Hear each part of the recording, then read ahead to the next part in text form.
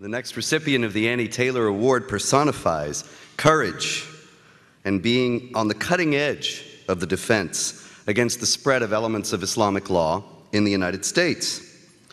And for her efforts in defense of human rights, in defense of America, defense of Israel, defense of Judeo-Christian civilization, she has been demonized, ridiculed, mocked, and of course, threatened with death.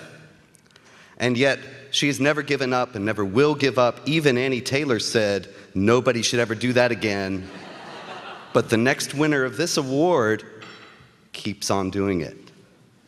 She has taken the battle to the Islamic supremacists in the United States and put them on the defensive like nobody ever has before, calling attention to the human rights abuses that are inherent in Islamic law in unprecedented and imaginative ways that have brought national attention that has never before been directed to subjects like honor killing, the death penalty for apostasy, and of course, the sinister intent behind the Ground Zero Mosque. She created and placed all over the country bus ads that offered help to people who were leaving Islam. They were, as the media always does, distort the truth. They were mischaracterized as asking people to leave Islam or inviting them to do so. Actually, this was a real offer for help for people that the whole world has ignored. Islam mandates a death penalty for apostasy. Muhammad said, if anybody changes his religion, kill him. But nobody ever cares for those people. Have you ever heard Amnesty International or Human Rights Watch say a word about apostates from Islam who are under the threat of death every day of their lives? She brought national attention to this issue, and never before had the Islamic supremacist group like the Council on American Islamic Relations, never before had they experienced this kind of pushback. Never before had they been put on the defensive, and the campaign was brilliantly conceived, because if you think about it, what could CARE say? Well, actually, yes, we do think the apostates should be killed. We don't think that people who are threatened ought to be offered help. Never before had their agenda and their pseudo-moderation been so thoroughly and completely exposed. She put ads on taxi tops with pictures of beautiful young girls who had been murdered by their families for besmirching the Islamic honor of their families. And you know, you hear about honor killings and you hear about statistics, and people say, well, you know, 91% of the honor killings in the world take place in Islamic contexts, and these things are justified by various rulings in Islamic law. But 91% is a number. Never before had public attention been brought to, these are girls, these are human beings. These are people that ought to have been saved and protected. And here again, this kind of thing had never been attempted before. All the time, the groups like CARE are on the offensive and are making us play catch up and react to them. Never before had they been put on the defensive. And of course, the culmination of all this was how she made the Ground Zero Mosque a matter of national discussion and shone a light on the Imam Faisal Abdul Rauf's pro-Sharia activities, his denial of basic freedoms in the United States, his call for restrictions on freedom of speech, his ties to the jihad flotilla against Israel, and so many other things, such that Daisy Khan, his wife, identified the next winner as being the leader of the opposition to the mosque. And then the Islamic attack machine went into high gear. She became a lightning rod for abuse from the left, from the mainstream media, and it continues. It continues on a more or less daily basis. I remember seeing an attack piece in a major publication and thinking, well, you know, these things are going to happen with the left controlling the media. And then the next day there was another, and another, and another, one after the other. And just a couple nights ago, you may have seen the illustrious Keith Olbermann named her the worst person in the world.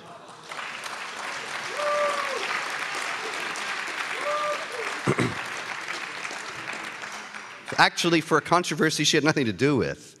But now she's a symbol, you know? A symbol of freedom and a symbol that we will never give up. And so, you know the old saying, if you're getting flack, you know you're over the target. If they're screaming, you know they're hitting them hard.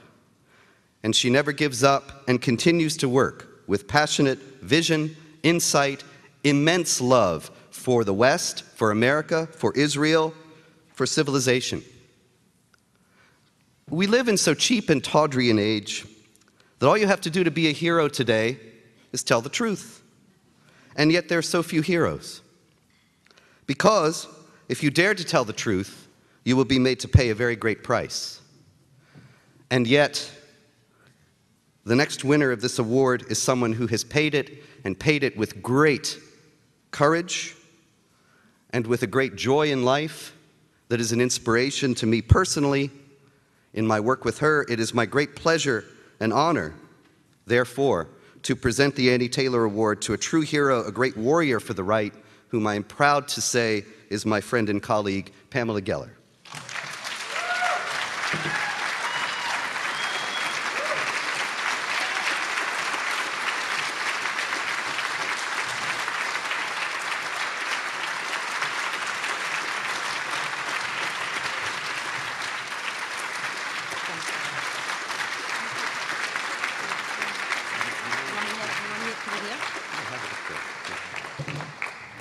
Oh my God. You see, Mom, miracles really do happen. I don't think she thought I would amount to much. I had two sisters that were doctors, and you know, you could become president of the United States, but you're not a doctor. First, I want to thank my colleague, my friend, and the person I consider to be the world's leading counter-jihadist, Robert Spencer. Please.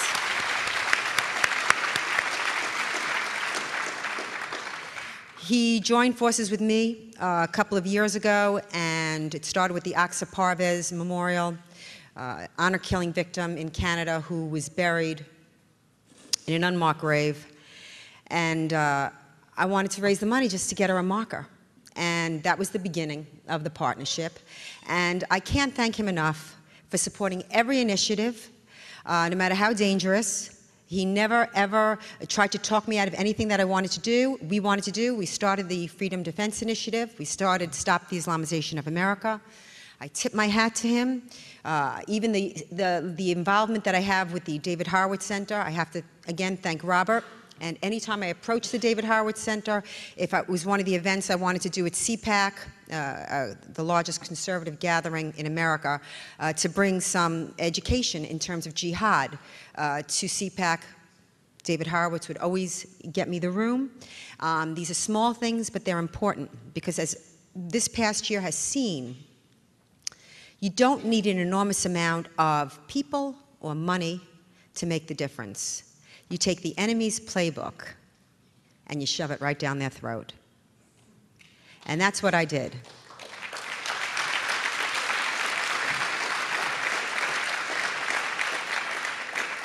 Very briefly, the Freedom bus ads, you know, I was covering the Rifka Barry case, and this was this backstory is a Christian convert out of Islam, father threatens to kill her, she runs away.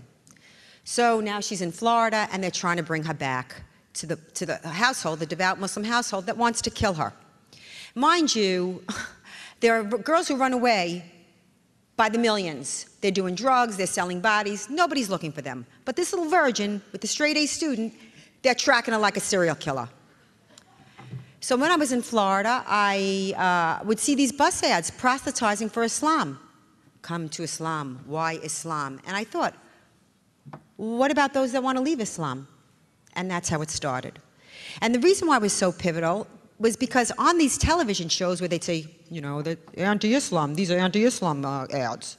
I'd say, how are they anti-Islam ads? If I did an ad for spousal abuse, that's like every husband in America saying, hey, I'm insulted. We got to say things that were never said in the media. The Ground Zero Mosque. Sadly, we know they're going to go forward. But, well, listen, Listen, you have to understand that we're in a war. We are at war now. It's not coming. It's not around the corner. It's now. The Ground Zero Mosque is the second wave of the 9/11 attack. And when I appear on television and I say things like, it's an Islamic pattern to build triumphal mosques on the conquered sites, cherished sites of conquered lands, people never heard that. People never heard, why not build a shrine to the 270 million victims of jihadi wars, cultural annihilations, land appropriations, and enslavements? People never heard that before. It's a teachable moment. And I'm sure it's gotten quiet at the Ground Zero Mosque because they have to show the money. Here he's a slumlord, Imam Raouf, whose buildings just went into receivership, but he's building a $150 million mosque. And Sharif Al-Gamal, the developer on it, he was just thrown out of his offices in Soho Properties, and he's building a $150 million mosque. They know that the flashlight is on them, and so they're going to have to move very carefully. And yes, when they break ground, there's going to be moms and their kids and with little strollers standing up there, move us. We are under attack, obviously, the violent jihad, the academic jihad, the sociological jihad, the cultural jihad, the academic jihad. We have been infiltrated at the senior level of the DOD, the Department of Defense. I mean, look at what you're put through to travel. Look at what you're put through to travel. And yet, not one time in the Department of Defense's report on the Fort Hood jihadi, not once was religious motivation mentioned. Yesterday, we had the verdict in the first Gitmo trial, acquitted of 280 counts, guilty of destroying property. So what does this mean? It means that, understand that it was doctors and lawyers and moms and dads and kids and aunts and uncles. They were the target in 9/11 and beyond. They were the target. They are the soldiers. We are the soldiers now. This is not a conventional war.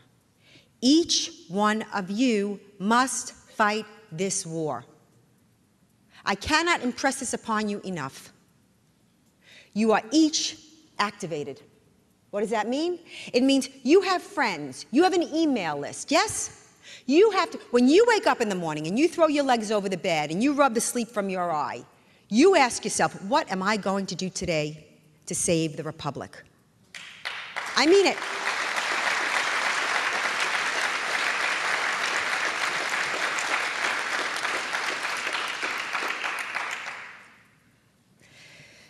We have not yet recovered the bodies from 9/11, and we're under attack with the Ground Zero mega mosque. And make no mistake, Cordoba, iconic of Islam's conquering the West, it's quite deliberate. He could call it whatever he wants.